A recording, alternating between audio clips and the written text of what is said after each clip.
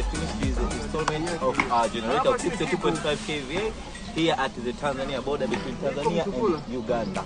Here we are now, our finished, and we are coming back to Tanzania. Welcome VMEN Power at Mikocheni, Mwai Kibaki Road, number 118.